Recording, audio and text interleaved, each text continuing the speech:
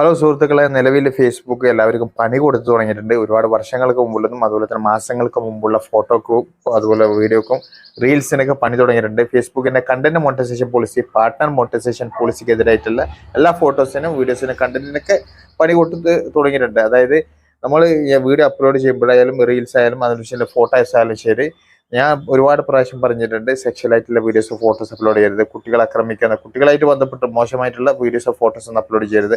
അതുപോലെ തന്നെ ആക്സിഡന്റ് കേസുകൾ അപ്ലോഡ് ചെയ്യരുത്, അടിപിടി കേസുകൾ അപ്ലോഡ് ചെയ്യരുത്. അതുപോലെ തന്നെ മെയിനായിട്ട് ഇപ്പം നിങ്ങൾ നിലവിൽ എല്ലാവർക്കും കൊടുത്തു തുടങ്ങിയത്, അതായത് നമ്മൾ സാധാരണ എല്ലാവരും പോസ്റ്റ് ചെയ്യുന്ന രീതിയിലുള്ള പോസ്റ്ററാണ്. നമ്മൾ ഈ കടകളിലൊക്കെ ജോലിക്കാർ ആവശ്യമുണ്ട്, അല്ലെങ്കിൽ കടകളിൽ വേറെ എന്തെങ്കിലും രീതിയിലുള്ള പ്രൊമോഷൻ ആവശ്യമുണ്ട്.